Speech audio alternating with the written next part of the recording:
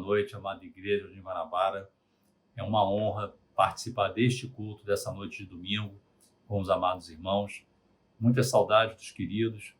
Graças a Deus que nós estamos chegando ao final de mais um ano, 2020, um ano que foi muito difícil, né? Tem sido um ano complicado, mas Deus tem nos sustentado debaixo da sua graça. Ele tem nos conduzido, tem nos orientado, tem nos protegido e graças a Ele estamos aqui com saúde, participando de mais esse culto para a sua honra e sua glória. E nesse momento nós vamos fazer a chamada à adoração ao nosso Deus. O culto é um momento de adoração ao nosso Deus. E por que devemos adorar o Senhor? Por que nós adoramos ao nosso Deus? Nós o adoramos pelo que Ele é, pela sua grandeza, pela sua divindade, pela sua superioridade, pela sua majestade. Então Deus é maravilhoso, Deus é majestoso. Nós devemos adorá-lo com todo o nosso ser, com toda a nossa força, todo o nosso entendimento. Eu quero ler agora com os irmãos uma passagem bastante conhecida, que é o Salmo 150, o último salmo, né, do livro de Salmos, que nos faz um convite a louvarmos ao nosso Deus, a adorá-lo na beleza da sua santidade. Então eu quero que os irmãos acompanhem a leitura do Salmo 150. Diz assim a palavra de Deus. Aleluia! Louvai a Deus no seu santuário, louvai-o no firmamento, obra do seu poder. Louvai-o pelos seus poderosos feitos. Louvai-o consoante a sua muita grandeza. Louvai-o ao som da trombeta. Louvai-o com saltério e com harpa. Louvai-o com adufes e danças. Louvai-o com instrumentos de cordas e com flautas. Louvai-o com símbolos sonoros. Louvai-o com símbolos retumbantes. E o destaque para o versículo 6. Todo ser que respira, louve ao Senhor. Aleluia. Queridos, Davi nos convida aqui nesse salmo a louvarmos, a adorarmos ao nosso Deus. E é isso que devemos fazer com a nossa vida, não apenas com nossos lábios, através dos cânticos, mas devemos louvar e devemos adorar o nosso Deus por meio da nossa vida, do nosso testemunho, por meio da nossa gratidão permanente ao nosso Deus, por meio da nossa dedicação à obra do Senhor. Então, que nós tenhamos em mente como é importante. Deus quer de nós que o adoremos. Nós fomos criados para adorar a Deus. Então, que nós cumpramos esse papel de adorarmos ao nosso Deus em tudo aquilo que fazemos. Tudo aquilo que fazemos deve ser para adorar o nosso Deus. E aqui diz, né, nesse salmo, por que devemos louvar a Deus? Por que devemos adorá-lo? Pelos seus poderosos feitos. Por exemplo, no salmo, no versículo 2, consoante a sua muita grandeza. Então Deus, ele é grandioso, ele é majestoso, ele é maravilhoso para com cada um de nós. Devemos louvá-lo, devemos adorá-lo por esses motivos, porque fomos criados pela sua maravilhosa graça para adorá-lo. A nossa missão é adorar o nosso Deus. Nós fazemos isso quando pregamos a sua palavra, quando levamos o evangelho a outras pessoas que não o conhecem, por meio do nosso testemunho. Então, queridos, vamos levar a sério a adoração ao nosso Deus. E esse momento do culto é para adorá-lo. E nós vamos agora orar uma oração de adoração ao nosso Senhor. Oremos. Senhor nosso Deus, nosso Pai, muito obrigado, Senhor, pelo privilégio de podermos participar do teu culto. Obrigado, Senhor, porque apesar de nós, tão pequenos, Pai, tão falhos, pecadores, Pai, o Senhor aceita a nossa adoração, Pai. Muito obrigado porque Tu és gracioso demais, Pai. Somente pela Tua graça, pelo Teu amor, que nós podemos estar na Tua presença, porque de outra forma seríamos consumidos, Senhor. E a razão pela qual não somos consumidos é exatamente a Tua maravilhosa graça. Muito obrigado, Pai, Teu amor. Obrigado porque o Senhor tem nos sustentado, Pai. A Sua graça tem nos conduzido. E nesse ano que tem sido tão complicado, Pai, tão difícil, mas na Tua presença, Pai, somos mais do que vencedores, Pai. Então nós Te adoramos pelo Teu cuidado, pelo Teu carinho, Pai, porque pela Tua presença, o Teu Santo Espírito, no nosso interior, Pai, nos guiando, nos conduzindo, Pai. Muito obrigado. Nós Te adoramos, Pai, na beleza da Tua santidade. e fica conosco nesse culto, Pai. Aceita a nossa adoração, porque ela é feita por corações contritos, derramados na Tua presença, Pai. Que nada atrapalhe a nossa participação nesse culto. Abençoa cada querido irmão, Pai, cada visitante que está participando, está assistindo a esse culto, Pai. Dá a Tua paz que excede todo entendimento a cada um de nós, Pai. Muito obrigado, mas nós te adoramos, nós te amamos e fica conosco no restante desse culto e por toda a semana, Pai. Dá-nos a Tua presença, que é o que mais precisamos. Tudo isso te pedimos e te agradecemos em nome do Senhor Jesus, nosso Salvador. Amém, Senhor. Queridos, que Deus abençoe ricamente a vida de cada um. Deus abençoe um culto maravilhoso para cada um de nós. Amém.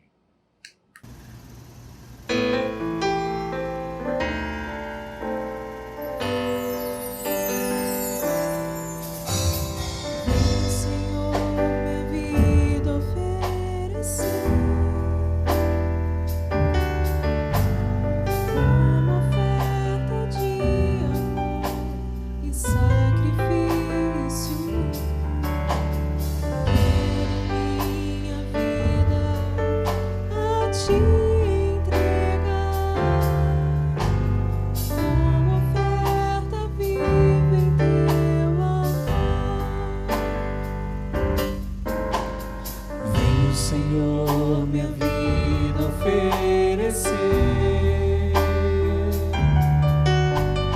como oferta de amor e sacrifício.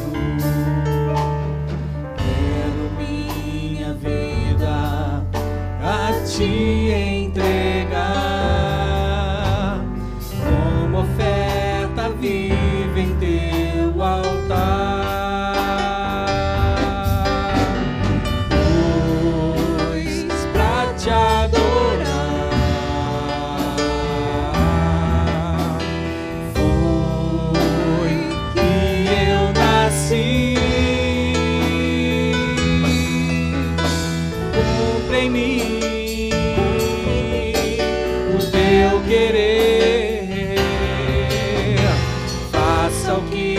Está em Teu coração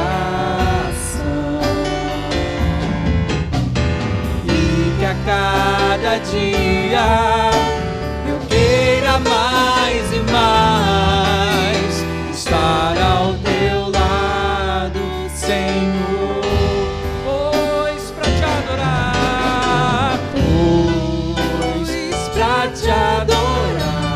pra Te adorar, Senhor.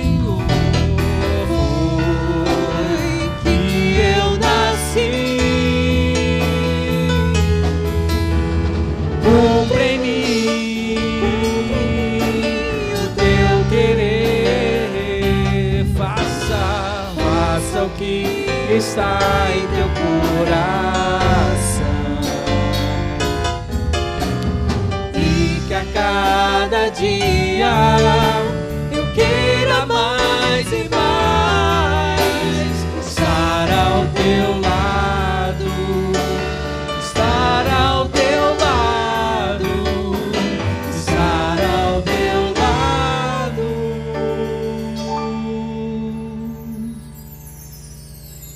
Senhor.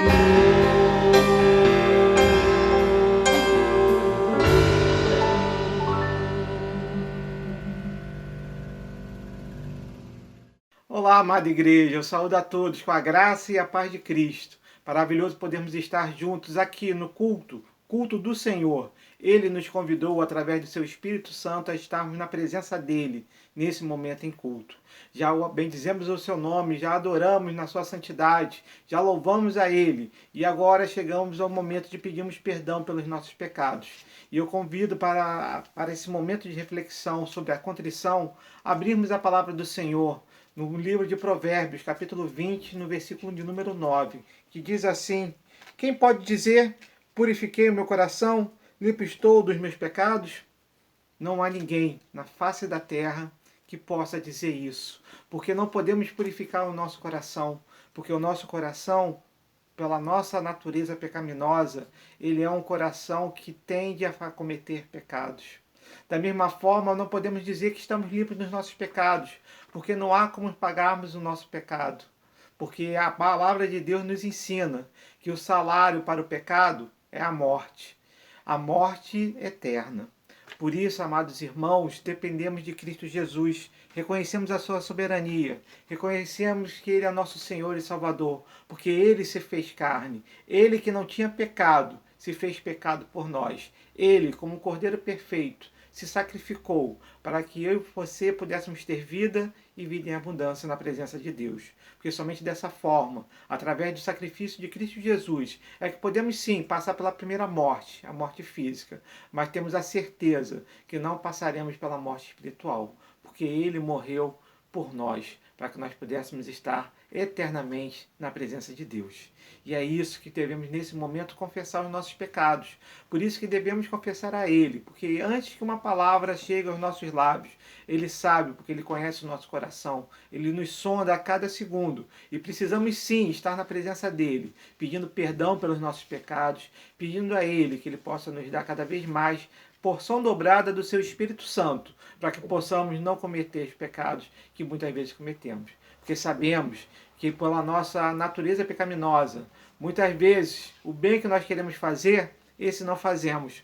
Mas o mal que não queremos fazer, porque sabemos que desagrada a Deus, muitas vezes está na nossa presença. Por isso, vamos orar a Deus para que Ele possa perdoar nossas falhas e nos guiar conforme a sua vontade. Oremos ao Senhor.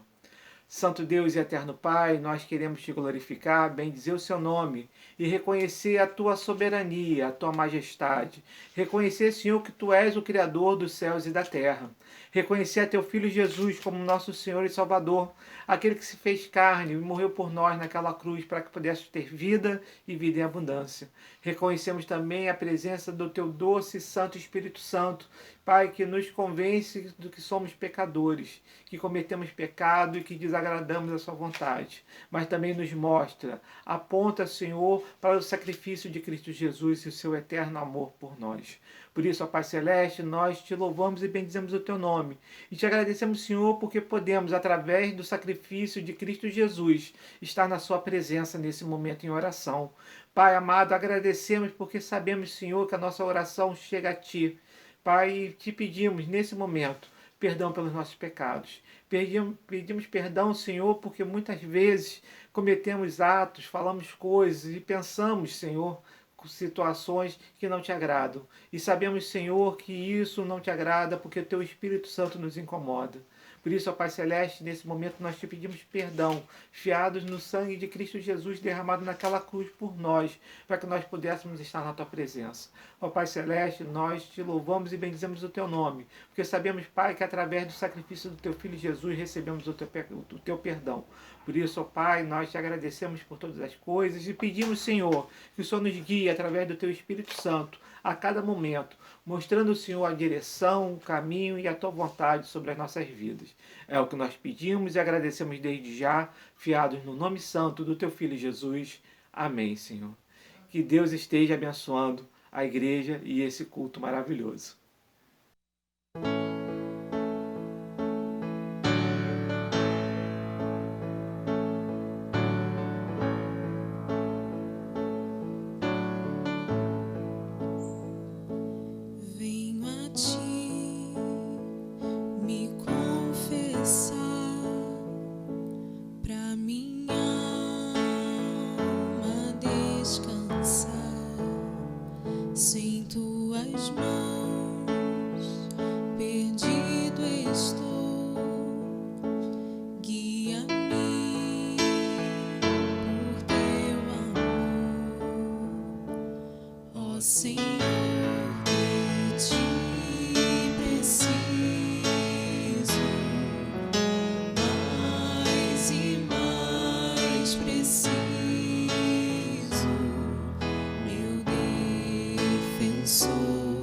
Justo e fiel, de ti eu preciso.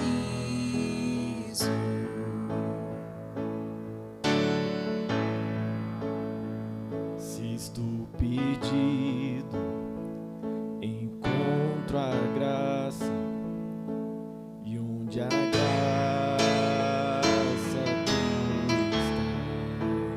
tu estás aqui.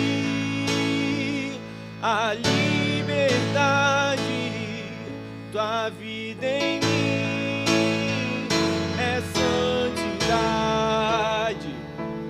Ó Senhor, de ti preciso, mais e mais preciso, meu defensor, justo e fiel, de ti eu preciso. E quando a tentação surgir, que minha vida cante a ti. E se eu não conseguir mais suportar, teu amor me guardará. E quando a tentação surgir, que minha vida cante a ti. E se eu não conseguir mais suportar, Teu amor me guardará. ó Senhor, de ti preciso, mais e mais preciso, meu defensor, justo e fiel, de ti eu preciso, Meu defensor, meu defensor, justo e fiel, de ti eu preciso.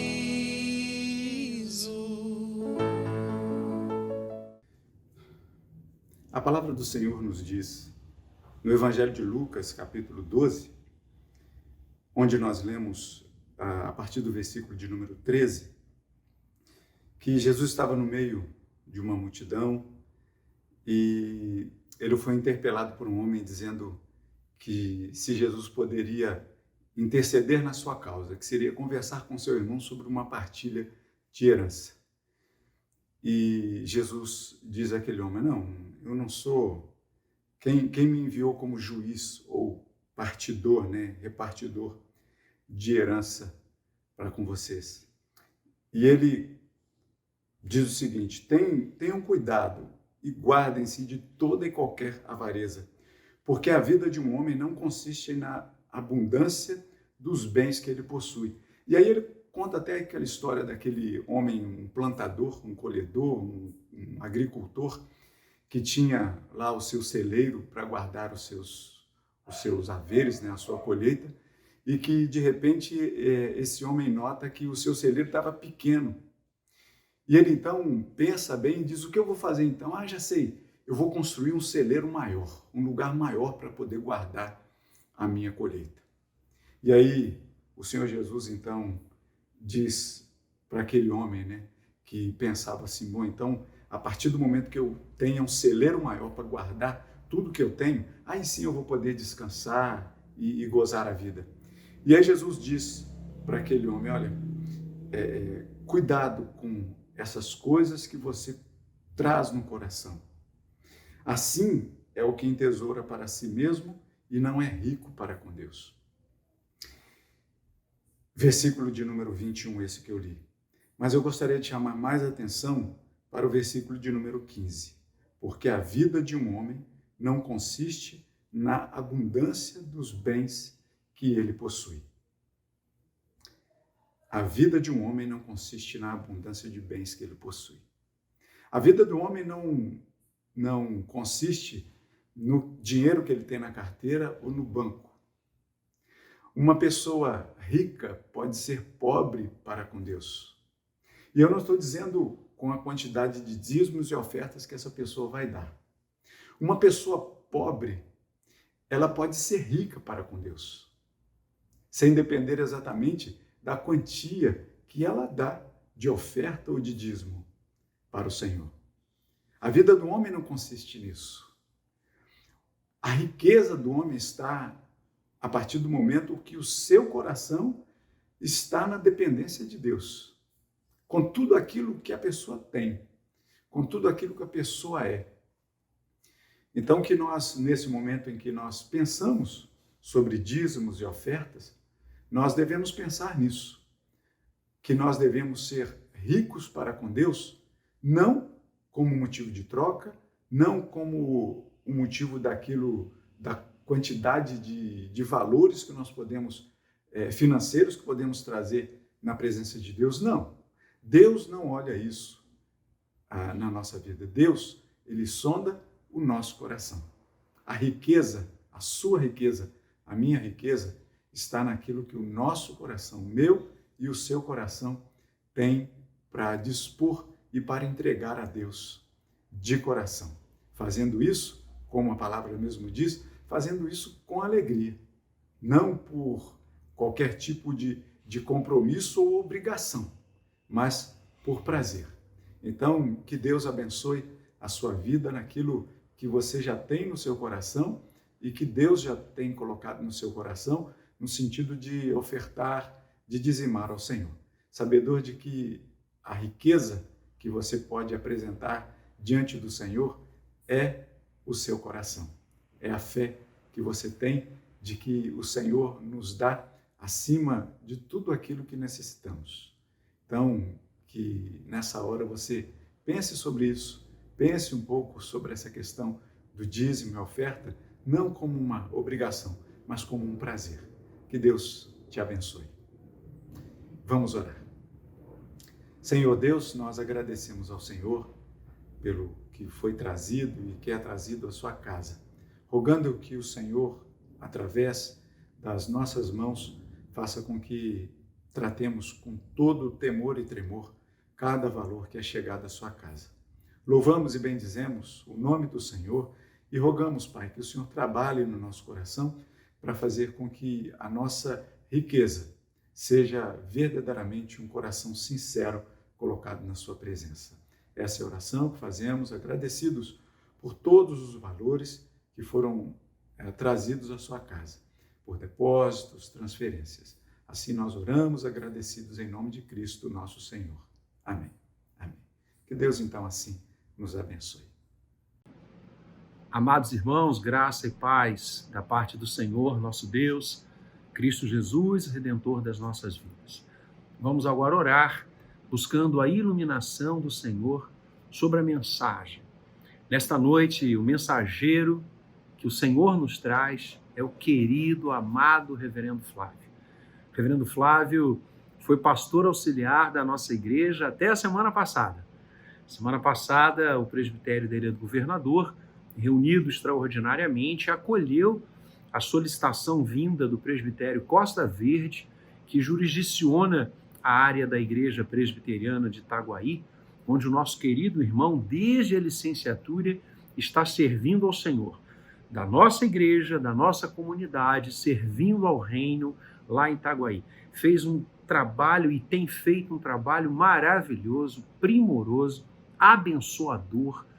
E o presbitério, então, decidiu agora solicitar a sua transferência, conversou com o reverendo, e o reverendo Flávio entendeu que Deus estava traçando este desafio e aqueceu ao convite do presbitério. O presbitério da ilha, numa reunião emocionante, maravilhosa, também proveu a solicitação, e o reverendo está agora trabalhando no âmbito do presbitério Costa Verde, transferido oficialmente. Queremos dizer ao reverendo Flávio do nosso amor, do nosso carinho, da nossa gratidão a Deus pelos anos da sua formação no seminário, licenciatura, pastoreio auxiliar, um coração talhado nas mãos do Senhor.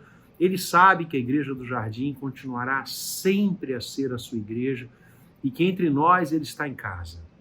Agradecemos ao Senhor também pela esposa, filhas tão amadas, uma delas vimos nascer aqui no nosso meio, de forma que a Igreja do Jardim se alegra em poder partilhar com o reino um dos seus ministros, um dos seus valores. Vamos orar agora para que Deus use ricamente a pessoa do reverendo Flávio para que a mensagem que o Senhor já colocou em seu coração passe para o nosso e nos alimente, como sempre Deus tem feito através do seu servo. Vamos orar. Pai querido, muito obrigado pela vida preciosa e amada do reverendo Flávio. Obrigado por esses anos que ele serviu à Igreja do Jardim Guanabara, que ele serviu ao Senhor nas várias frentes e desafios da Igreja do Jardim. Obrigado pelo trabalho profícuo que ele tem feito no presbitério Costa Verde, que agora o recebe para tomar conta de uma das suas igrejas, um desafio novo que o Senhor há de honrar o teu nome na vida dele, na vida dessa família que nós amamos. Fala agora ao coração da igreja através do reverendo Flávio. Use-o como instrumento teu para edificar, para nos fazer crescer na tua presença, Senhor. Fala ao nosso coração. Nós estamos prontos a te ouvir para a glória de Cristo Jesus. Amém e amém. Deus a todos abençoe. Olá, irmãos, graça e paz. É uma alegria e um privilégio grande poder compartilhar a palavra de Deus com os irmãos. Momento também em que tenho a oportunidade de trazer aqui uma palavra de despedida, mas uma despedida que não é um adeus, mas um até logo. Eu estou sendo transferido para o Presbitério Costa Verde com a finalidade de pastorear a Igreja Presbiteriana em Seropédica. É uma igreja que está sendo recebida pelo Presbitério Costa Verde e estou sendo desafiado a esse caminho no meu ministério. Eu quero contar com a oração dos irmãos. Eu tenho certeza que eu já conto com a oração dos irmãos, mas quero continuar contando com a oração dos irmãos nessa empreitada que Deus coloca diante de mim e da minha família. Quero agradecer a Igreja Presbiteriana de Jardim Guanabara. É uma igreja amorosa, uma igreja carinhosa, é uma igreja que me abraçou desde o primeiro momento. Primeiro na pessoa do reverendo Gabriel, na época seminarista, né, junto comigo, e que me falava da igreja, e todas as vezes que ele falava da igreja, era possível perceber nos olhos dele brilho. Eu cheguei a comentar isso com ele e com o reverendo Vladimir. Todas as vezes que o reverendo Gabriel falava da igreja, ele tinha um brilho nos olhos. E quando eu fui conhecer a igreja, eu percebi o porquê ele tinha aquele brilho nos olhos. Realmente é uma igreja amorosa e que tem, de forma muito carinhosa, abraçado ministérios. Eu sei que não somente o meu, mas outros ministérios foram abraçados pela igreja e a igreja tem sido parceira nesses ministérios. Então, que o Senhor seja servido, continuar abençoando essa igreja maravilhosa, a Igreja de Jesus Cristo, igreja que tem feito diferença na vida de muitas pessoas, porque fez na minha, me marcou de forma muito positiva. A igreja que me abraçou, me sustentou e tem me amparado todo esse tempo. Quero deixar aqui um grande beijo para vocês, meus irmãos, um abraço, e que o Senhor, aquele que é o Senhor da igreja, Senhor nosso, o Senhor que nos tem chamado, ele seja sempre a alegria no coração dos irmãos. Eu quero convidar os irmãos a abrir a Bíblia na primeira carta de Pedro, lá no capítulo 1, e vamos ler os versos 1 e 2. Primeira carta de Pedro, capítulo 1, versos 1 e 2. Diz assim o texto, a partir do verso 1. Pedro, apóstolo de Jesus Cristo, aos eleitos que são forasteiros da dispersão no Ponto, Galácia, Capadócia, Ásia e Bitínia, eleitos segundo a presciência de Deus Pai, em santificação do Espírito para obediência e aspersão do sangue de Jesus Cristo. Graça e paz vos sejam multiplicadas. Pedro, ele revela aqui para a nossa consciência cristã que precisa ser esclarecida sobre esses pontos. O que ele está nos mostrando aqui é a graça e a paz que vem por meio das experiências que às vezes são experiências distanciadoras do mundo. Ou seja, são experiências que de alguma forma causam uma tensão entre aquilo que nós somos e aquilo que o mundo é. Ou melhor, aquilo que nós sustentamos e aquilo que o mundo tem sustentado. Nesse texto, o apóstolo Pedro ele abre caminho para essa construção, trabalhando então a nossa identidade, abrindo espaço para as conclusões que nos conduzirão ao mundo de Deus ainda neste mundo. Há uma sobreposição de eras do qual nós participamos. Nós vivemos aquela antiga tensão do já e ainda não. E ainda, não é? A gente tem a ideia de, como cidadão de um novo mundo, vivendo ainda nesse antigo mundo. E daí, vezes ou outra, nós vamos ter os nossos valores confrontados, ou seremos perseguidos por causa daquilo que nós cremos. A vida que conduzirá o eleito, do qual Pedro fala, ao desfrute das bênçãos graciosas de Deus. É isso que ele está expondo aqui. Esse é o ponto que Pedro considerou importante destacar para que então ele fizesse a introdução da carta, cuja grande ideia então é encorajar e fortalecer a fé daqueles que trilham um caminho estreito, um caminho de muitas provações. O cristianismo é, antes de tudo, uma fé de persistência, uma fé em que trabalha o caráter e que exige uma consciência de quem se é em Cristo Jesus. Quem nós somos em Cristo Jesus. Ser um cristão ou estar em Cristo é um exercício de construção de personalidade. É um exercício de construção de identidade que se realiza em aprender algumas coisas. Primeiro, a gente precisa aprender a quem pertencemos. Precisamos ter a verdadeira noção do que isso significa para nós. Segundo lugar, nós precisamos aprender a quem não pertencemos. Terceiro lugar, nós precisamos aprender o que aquele a quem pertencemos espera de nós. Em quarto lugar, o que nós podemos esperar daquele a quem pertencemos. Tem se tornado difícil a vida nesse mundo que sutilmente coopta o nosso amor, rouba a nossa capacidade de viver esse amadurecimento da personalidade cristã.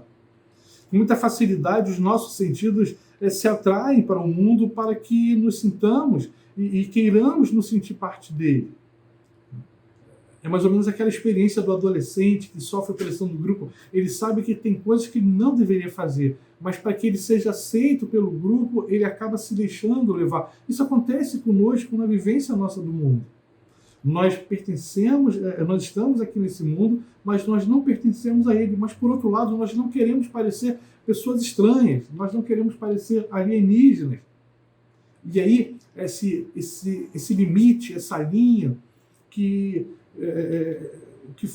fala daquilo que nós cremos e daquilo que o mundo crê, daquilo que nós podemos fazer e daquilo que nós não podemos fazer, muitas vezes não é clara. E a gente precisa olhar para isso. C.S. Lewis, certa vez ele disse o seguinte: se eu encontro em mim um desejo que nenhuma experiência desse mundo possa satisfazer, a explicação mais provável é que eu fui feito para um outro mundo. E é justamente isso. A gente olha para esse mundo e nada do que esse mundo tem pode, de fato, nos satisfazer. E a resposta para isso é uma só. É porque nós não fomos feitos para esse mundo. Existem homens que foram feitos para viverem as experiências dessa presente era, se preparando para viver a era futura em um outro modo de vivência e experiência. Né? E esses são os eleitos de Deus. O que eu estou dizendo aqui é que o fato de você se preocupar com as coisas que você tem que fazer, o fato de que você toma a ideia do mandato cultural de Deus e você honra a Deus, fazendo bom uso daquilo que Deus coloca nas nossas mãos, isso não é pecado. Se torna pecado quando os nossos projetos ele tem por segurança e tem como base apenas esse mundo. Aí a gente tem um problema. Porque nós precisamos ser responsáveis com aquilo que chega às nossas mãos. Nós precisamos ser responsáveis na manutenção do nosso lar, no sustento do nosso lar, da nossa esposa, dos nossos filhos. No trato social das coisas, na responsabilidade que eu preciso ter como cidadão, e daí eu preciso honrar a minha nação. Mas quando eu coloco ou deposito a minha confiança nessas coisas, então a gente tem um problema. Os eleitos de Deus, eles precisam agir assim. Essa passagem pela presente era de pecado, é um caminho de aprendizagem para que a gente viva uma dimensão em que Deus é tudo em todos. Porque é desafiador viver nesse mundo. Mas, ao mesmo tempo em que é desafiador, também é perigoso. Né? São desafios, muitas vezes, perigosos, né? Que podem, como eu disse antes, cooptar a nossa atenção, o nosso coração, os nossos sentimentos, as nossas afeições. E se a gente não compreender que Deus é tudo em todos, que o coração do homem pertence a Deus tão completamente que ele não sabe o que é respirar sem que tudo nele diga glória a Deus, a gente não pode viver sem isso. Assim, Pedro conduz o coração da igreja em seus dias para compreender que Deus é quem provoca esses distanciamentos do mundo em que vivemos e aproximações do mundo por vir, com a finalidade de que fique claro para o nosso coração a nossa condição de filhos de Deus separados do mundo. Agora, quando eu falo separados do mundo, é separados desses valores que o mundo sustenta. Tá? Não é se isolando, porque se a gente se isola, nós não temos como testemunhar. E eu convido você, então, a se permitir ler pela Escritura e ver nascer essa identificação com esse outro mundo de Deus para o qual você foi criado, para o qual nós fomos criados. Então, em primeiro lugar, eu quero considerar a questão a quem pertencemos. A quem pertencemos? O amadurecimento da nossa fé e identidade cristã se constroem a partir de uma clara percepção do a quem pertencemos. Olha só o texto de Pedro, nesses 2 versos que nós lemos. Pedro, apóstolo de Jesus Cristo, aos eleitos que são forasteiros da dispersão, do Ponto, Galácia, Capadócia, Ásia, Bitínia, eleitos segundo a presciência de Deus em santificação do Espírito, para obediência e a aspersão do sangue de Jesus Cristo, graça e paz vos sejam multiplicadas. Está claro que Pedro tem em mente uma igreja que precisa construir uma identidade e saber que ela pertence a Deus. O que pode acontecer na nossa caminhada nesse mundo é que as nossas afeições pelas coisas do mundo se tornem tão fortes que a nossa visão ela pare de olhar para cima e só olhe para baixo. É claro que a gente precisa olhar nas 2 direções, porque Deus não nos deu apenas um mandato cultural em que a gente precisa aprender a se relacionar com as coisas criadas, mas Ele também deu um mandato social onde eu preciso aprender a me relacionar com o próximo, com o meu irmão. E Ele me deu um mandato espiritual onde eu preciso aprender a me relacionar com Ele. E essas coisas precisam estar em equilíbrio. Então isso está na mente de Pedro. Por isso o conceito de eleição aqui é a chave hermenêutica desses 2 versos. Pedro, o apóstolo de Jesus Cristo, é assim que ele se identifica. Nessa mesma carta, Pedro irá buscar se identificar dentro da comunidade cristã como um presbítero. Como os demais presbíteros da igreja que pastoreiam o rebanho de Cristo. Mas aqui, no começo, ele prefere evocar essa autoridade apostólica, oferecendo aos corações a correta percepção da importância do que ele irá tratar nessa carta que segue. E ele está dizendo, então, aqui eu preciso falar dessa autoridade que eu tenho, porque há uma responsabilidade envolvida nessa autoridade, e por isso ele se identifica como apóstolo. Ele diz que ele está se dirigindo aos eleitos. Ele escreve uma carta que se tornou conhecida como uma carta católica, ou carta geral, ou carta universal. Isso é, não dedicada a uma igreja exclusiva, mas uma carta de natureza geral, com finalidade de instruir todos os crentes. No caso específico, ele tinha em mente um grupo de irmãos que provavelmente eram de origem judaica. Seu primeiro grande público-alvo, os quais, por causa da perseguição que sobreveio aos cristãos pelos próprios patrícios judeus, justamente por causa da fé que eles haviam abraçado, estavam se espalhando em todos os lugares. Alguns deles precisando da orientação de Pedro em algumas regiões específicas. Ele vai dizer aqui o Ponto, Galácia, Capadócia, Ásia e Bitínia.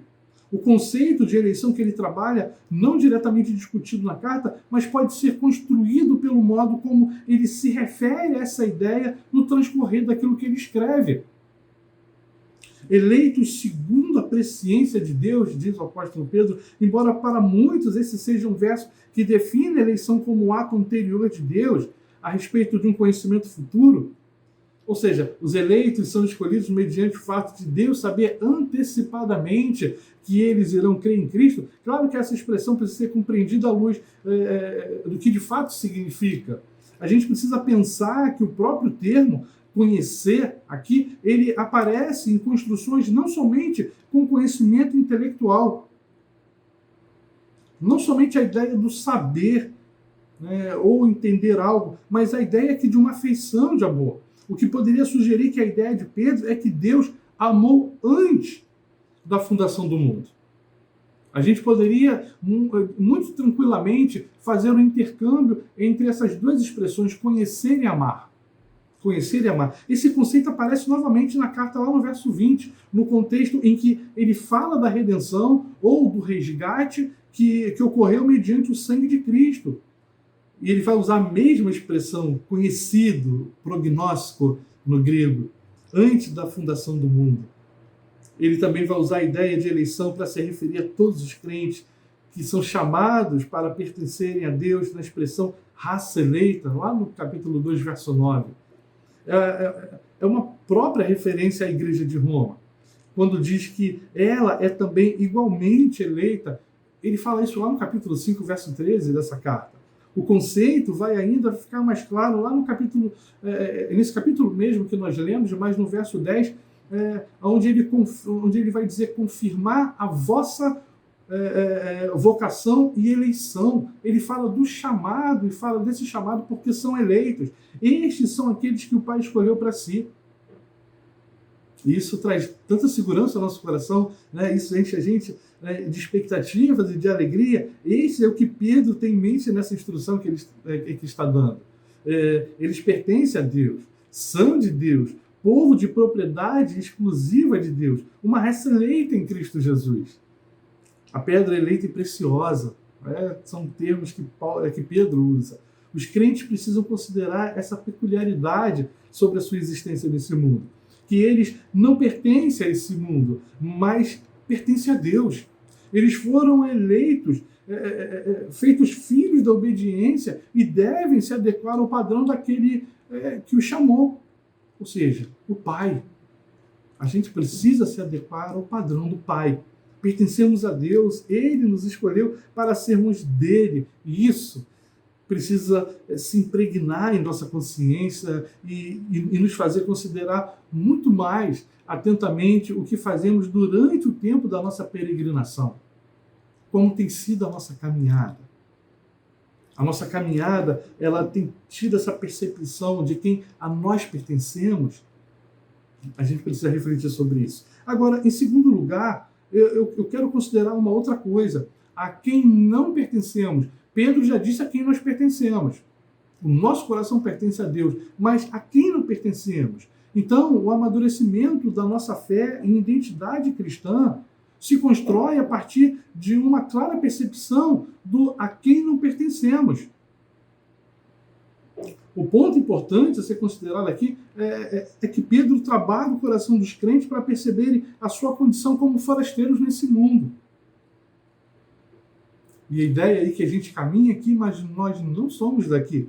Eleitos que são forasteiros da dispersão, a expressão que Pedro usa. Essas expressões se referem a pessoas que andam em terras estrangeiras, pessoas que não têm lugar, estão apenas de passagem. Ele as qualifica como sendo, assim, não exatamente por escolha própria, mas são pessoas que foram lançadas a essa condição por causa da dispersão, e está falando daquela grande diáspora, provavelmente por causa do que aconteceu na invasão do general Tito em Jerusalém. Pedro sabia muito bem o que significou para muitos crentes a perseguição que se levantou em Jerusalém. Ele mesmo foi preso, ele foi interrogado, ele foi ameaçado algumas vezes.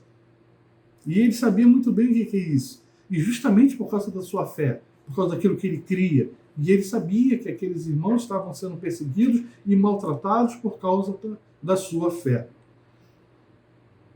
Ele sabia que aqueles crentes da dispersão precisavam saber que, embora estivessem vivendo naquelas terras, eles não pertenciam a elas. Estavam de passagem.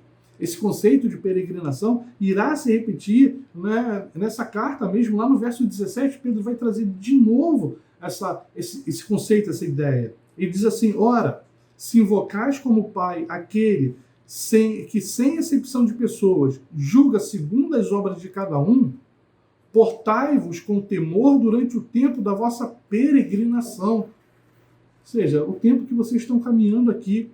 E lá no capítulo 2, no verso 11, mais uma vez, Pedro diz assim: amados, exorto-vos, como peregrinos e forasteiros que sois, a vos absterdes das paixões carnais que fazem guerra contra a alma.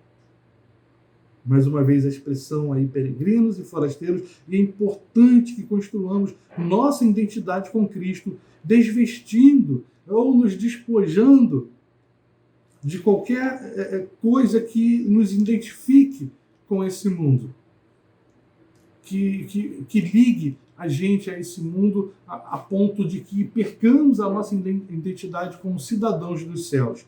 Essa é uma outra maneira de construir a mesma coisa, saber, né, o que ela não é e como não deve ser. Esse ponto é muito trabalhado por Pedro, tanto nessa carta como na segunda carta que ele escreve.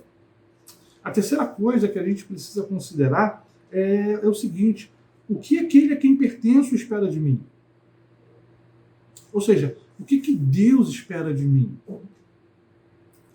Então a gente vai ver que o amadurecimento da nossa fé e identidade cristã se constrói a partir de uma clara percepção do que Deus a quem pertenço espera de mim. O que Deus então espera de mim? O texto diz: eleitos em santificação do Espírito para a obediência e a expressão do sangue de Cristo. 3 expressões aqui definem o que Deus espera de seus escolhidos. Vamos atentar para elas. Primeiro, ele fala sobre a santificação do Espírito. Pedro parece usar uma linguagem de duplo sentido, uma santificação que vem do Espírito Santo e uma santificação do nosso próprio Espírito. Ou seja, as duas possibilidades não se excluem e não precisam ser compreendidas em separado. Por quê? Porque a nossa santidade ela é promovida pelo Espírito Santo. É Ele quem trabalha isso em nós. Né? É Ele quem trabalha isso em nós. Talvez ele tenha tentado exatamente essa dupla proposta para a compreensão do que significa ser um cristão e saber o que Deus espera de nós. E a primeira coisa que ele fala é a santificação do Espírito. Ele espera que tenhamos uma vida de comunhão com o Espírito Santo e que nos leva a uma condição de vida espiritual madura e santificada. Santificação para Pedro é uma necessária identificação com o Pai que é santo, a quem pertencemos como filhos comprados. Como filhos comprados. E Pedro continua: para a obediência e a aspersão do sangue. Para a obediência e a expressão do sangue, usando uma linguagem própria dos judeus que está relacionado ao sacrifício que purificava os ofertantes, que tinham o sangue do sacrifício aspergido sobre as suas cabeças, com a finalidade de serem então cobertos e libertos das prisões do pecado. Pedro nos informa que essa liberdade se torna real na nossa obediência. Ela se torna uma realidade na nossa obediência. Porque a verdadeira liberdade não é apenas aquela em que o juiz assina a sentença e ela se consubstancia no fato de que o preso sai da prisão.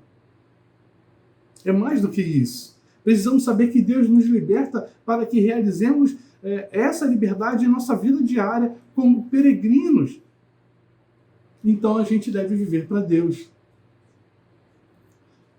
É como Paulo falando para Timóteo em que ele deve tomar posse da salvação. Ele não está dizendo que Timóteo era perdido e que precisava se salvar.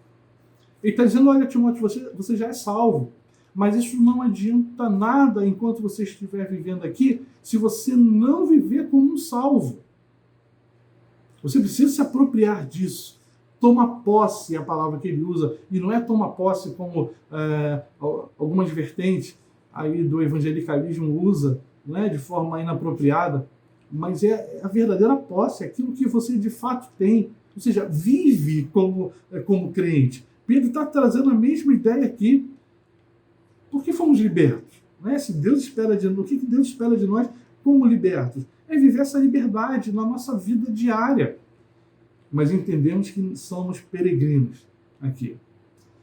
Quarto lugar, o que esperamos daquele a quem pertencemos? O que a gente deve esperar de Deus? Primeiro a gente viu sobre a quem pertencemos. Segundo, a quem não pertencemos. Terceiro, o que o Deus a quem nós pertencemos espera de nós. E em quarto lugar, o que nós esperamos daquele a quem nós pertencemos. Então, o amadurecimento da fé e identidade cristã se constrói a partir de uma clara percepção do o que devemos esperar de Deus a quem pertencemos. Pedro ele está pronto a nos dizer que os homens que compreenderam esses elementos, a quem pertencemos, a quem não pertencemos, o que aquele a quem pertencemos espera de nós, estão prontos para receber daquele a quem pertence a multiplicação da graça e da paz. A multiplicação da graça e da paz. E se a gente entender bem o contexto aqui, para quem Pedro está escrevendo, a gente vai entender que essa ideia de graça e de paz, ela vai preencher aqueles corações. Né? Paul Washer, ele é muito criticado por causa da dureza dele, conforme ele defende a fé, conforme ele prega. Né? E ele foi questionado por uma repórter americana por que ele era assim. Por que ele era assim? Ele falou assim, você pode não entender porque talvez você não creia naquilo que eu creio. Mas eu falo essas coisas porque eu amo. É porque eu amo. Aí ele disse o seguinte, se eu convidar Bill Gates para comer um sanduíche comigo, ou levar ele para jantar num restaurante caro, isso para Bill Gates não é nada. Ele pode comprar quantos restaurantes ele quiser. Agora, se eu der um pão com mortadela para um garoto num país como Nicarágua, Honduras, lá na América Latina, ele vai me seguir o resto da vida. Porque aquilo é necessário para ele. A graça e a paz precisavam ser avivadas no coração daqueles homens que estavam sendo perseguidos, e estavam sendo perseguidos por causa daquilo que eles criam. Eram homens que provavelmente tinham em seus corações a angústia de pensar assim, caramba, eu sou crente, estou sofrendo. Eu sou crente, essas coisas não poderiam acontecer comigo. Eu sou crente e essa realidade de vida não poderia ser a minha realidade de vida. Cadê o Deus a quem eu sirvo? E Pedro está falando para eles, calma, porque o que está acontecendo com vocês é um grande privilégio. Vocês se tornam participantes do sofrimento de Cristo. Jesus disse isso lá no Sermão do Monte, logo no início, no capítulo 5, quando ele fala das bem-aventuranças. Ele vai dizer, bem-aventurados sois quando forem perseguidos, ou forem mortos por minha causa. E Pedro, de alguma forma, está falando isso para eles, vocês são bem-aventurados. E ele vai dizer, olha, se vocês são perseguidos porque vocês estão fazendo coisa errada, não tem mérito nisso. Mas se vocês são perseguidos por causa do que vocês estão sustentando, opa, aí a coisa é diferente. A coisa é diferente. Vocês estão confrontando o mundo. Vocês estão sustentando uma contracultura. E é uma contracultura boa. Nem todas as contraculturas são ruins, são boas. Mas a contracultura trazida pelo Evangelho é boa, claro que é boa, é excelente, é ótima, é extraordinária. E o mundo não gosta, porque confronta aquilo que eles são, faz refletir aquilo que eles creem, aquilo que eles sustentam. E por isso a graça e a paz era tão importante para eles. Entre os efeitos mais profundos e importantes da vida com Deus, da consciência e construção do caráter que uma fé madura produz, essa sensação da paz e vida na graça que o nosso coração passa a experimentar é extraordinário. Pedro diz, graça seja multiplicada, vida na graça é um modelo de vida que comporta o experimentar todas as vicissitudes com uma ideia clara de que ainda assim Deus é gracioso.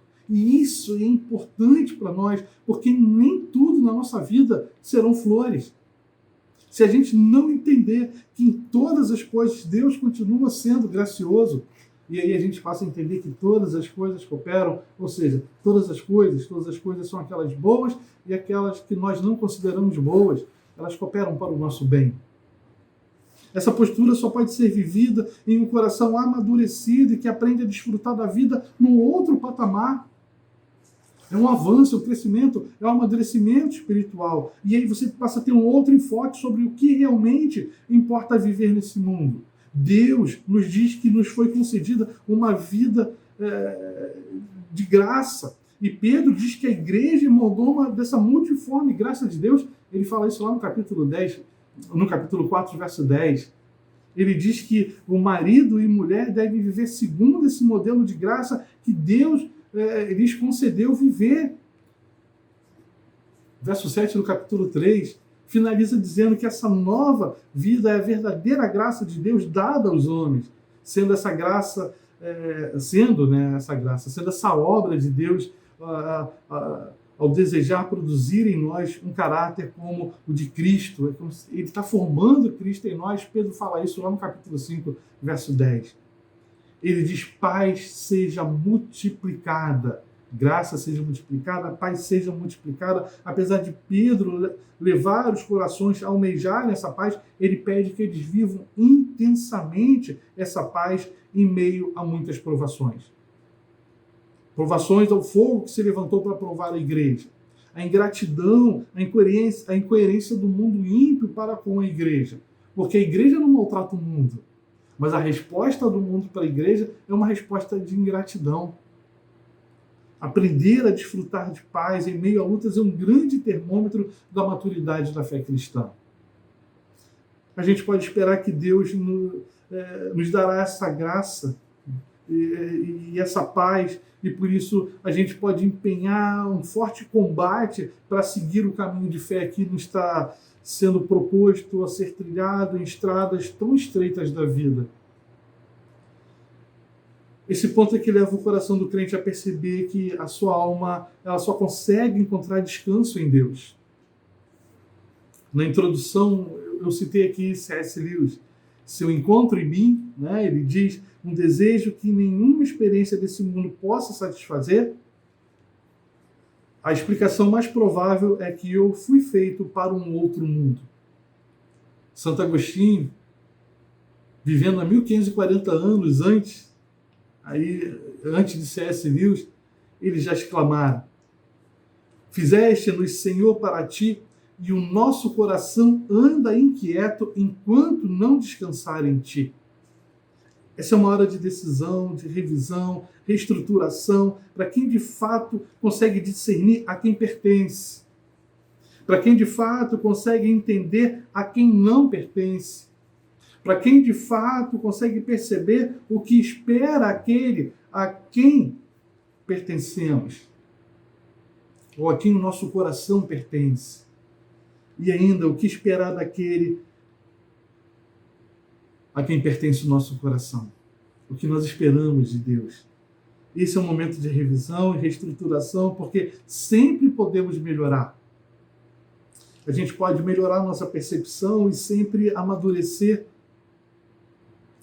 no nosso serviço a Cristo, no nosso serviço à igreja, no nosso serviço a Deus no mundo. Né? A nossa cosmovisão nos ensina isso, ensina a amar a Deus no mundo. Nós não somos crentes apenas na igreja. Cristo sabia muito bem todas essas coisas e viveu intensamente para o Pai. Ele mesmo é quem nos dará a vitória final. Quando nós mesmo tivermos vivido a nossa parte dessa jornada. Receberemos isso das mãos do Senhor. Sabe, meu irmão, que muitas coisas nessa vida tentaram tirar você dessa estrada. Como tem tentado. Poderíamos falar aqui de muitas experiências a esse respeito. Você não pode permitir que isso aconteça. Deus tem nos dado força para resistir a isso. Sua parte é perseverar para experimentar a verdadeira vida em Cristo. Que Deus lhe conceda forças para resistir ao diabo e às suas ciladas. Que tentam, a todo momento, te afastar de Deus.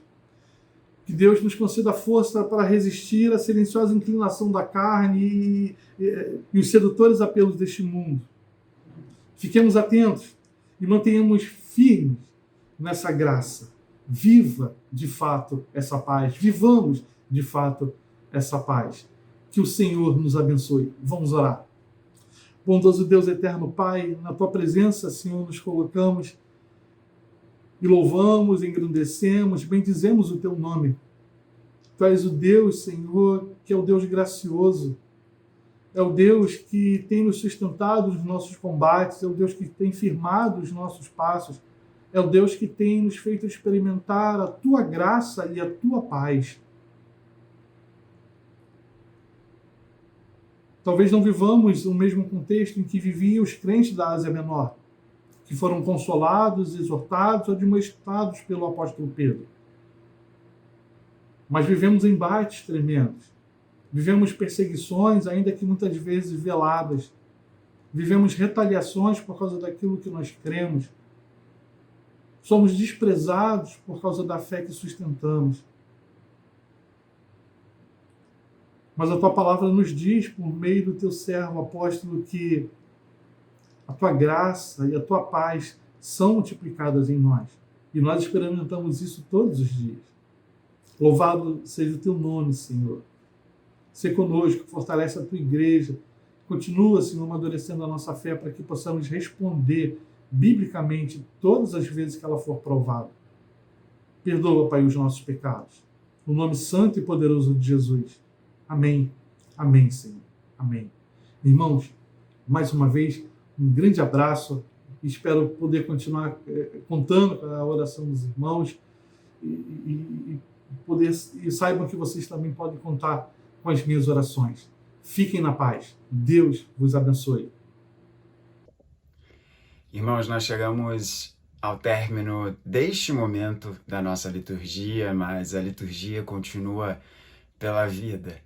E nós rogamos que a graça do nosso Senhor e Salvador Cristo Jesus, o amor generoso e bendito do nosso Pai e a ação, o fruto e o consolo do Espírito Santo esteja sobre você, sobre a sua família e sobre todo o povo de Deus espalhado pela face da terra hoje e para todo sempre. Amém.